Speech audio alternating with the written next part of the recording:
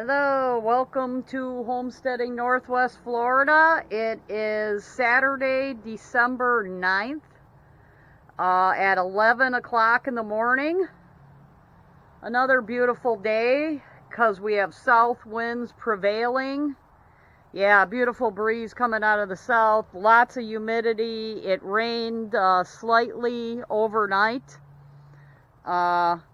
And in the morning a little bit. What do we got here? We have 76 degrees. I don't know if you can see that. 76 degrees. Yeah, beautiful day. Except I wore myself out yesterday. But, yep, we've got our lettuce growing here. I took out the radishes and put new red lettuce seeds. Yeah, here's some red lettuce right there, too. Nectarine trees are doing fine. Last night I did not cover the plants. It was only like, I bet you 50, maybe 53 at night. It was a warm night because we got south winds. I wish every night would be like this. But we got that going on, a lot of lettuce that I'm going to harvest sooner or later. This is rutabaga or turnips here coming up. And this, I'm not covering this anymore because the bag will crush the plants. So not doing that anymore. And we still have bok choy seeds coming along here. I didn't harvest those, but I got a lot of bok choy seeds inside for next year in a brown paper bag, drying out. Yeah, we got bok choy there. And when it, after tonight, the next nights are supposed to get pretty cold, and days only in the 50s, 40s, 50s, and not looking good. Here's some mums I got here that I planted in the ground. Those are doing better than my ones in the pot. I watered those all summer long to have them even be like that. So yeah, cleared this area. That's some firewood out of there. And this last mimosa tree that's been letting out these seed pods. Here's the seed pod. Then you get 1,000 mimosa trees. That one I finally got down. I use my pry bar and I'm scooting the trunk. I put the pry bar under and try to scoot it out of the other trees over here. And that one will not be producing any more seed pods ever again. Yeah, here's the pry bar that I use. And one of the next videos I'll show you how I scoot that trunk backwards so maybe it can fall out of the other tall trees there. But that was a tall one, so maybe that's why I cut it down last. And the trunk is drilled and need to put some more total vegetation killer in there, but I don't, use that often. So, okay, and then yesterday I got down a couple more oak trees, and they definitely need to be thinned out around here. Nobody's taking care of this. I'm finding, like in this particular stump, there's a piece of wires. There's wire fencing running into this stump. I don't know if you can see it here, but yeah, there's a piece of wire sticking out of there right there.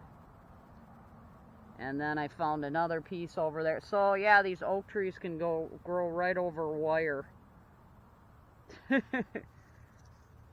But I don't want to stick my chainsaw in there when there's possibly wire. But cut down another one here. cut down that one, and then I took out another one, and the next one is like 60 feet tall and straight as an arrow. It's way up there. And then of course there's one that's, you know, 3 feet away from it. But I do have, there is poison ivy. And some of these trees those two that I just showed you the stumps there, they had poison ivy on them too. But what I do is I take my ratcheting lopers, like here's a great example of our poison ivy here in Northwest Florida. It's like a hairy vine, and you can definitely see, you know, the poison ivy right there, and I didn't really know what it was, and when I first got here, I was digging out some roots. I didn't get it severely, because a lot of the roots, here's another really big hairy vine here, and here's a nice little cedar tree. Yeah, I don't think these trees are growing the way they used to. That's just my opinion. Yeah, here's a big hairy vine. Oh my God. And I only do the vine cutting on a day where I'm gonna have time to wash my ratcheting lopers from head to foot with Dawn dishwashing liquid. What spreads the poison ivy is an oil. Yeah, there's a pipe sticking out of here. Oh God. Okay. Not touching that right now, but God, is that thing gigantus. Yeah, big hairy vine. Oh, this side's even worse. So yeah, apparently I didn't get this one.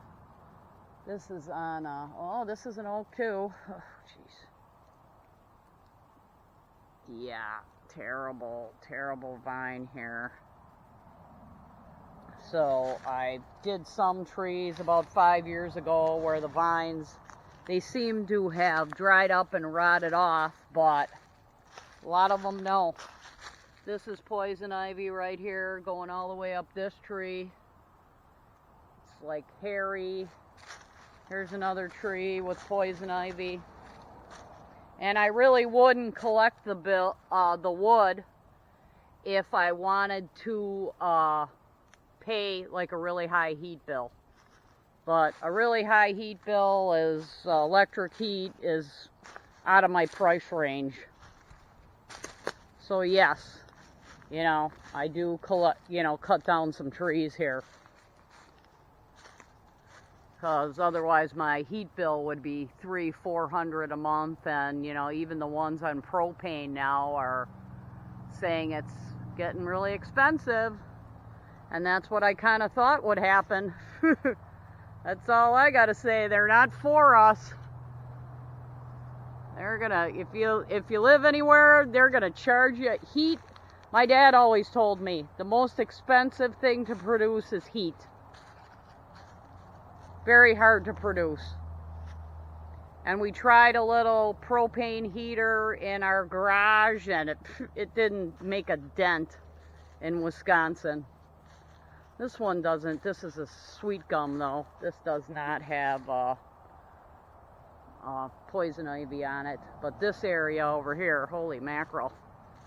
Yeah, gonna have to. And then what I do too is I'll wash my clothes right after I cut the vines. I wear a certain set of clothes, and then I put them in Dawn dishwashing liquid because it's that urushiol oil. Yep, there's another poison ivy vine. Nice oak tree though.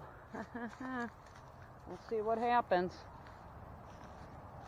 But how long that oil lasts even after you cut the vine, and I think it dries out pretty good though during our heat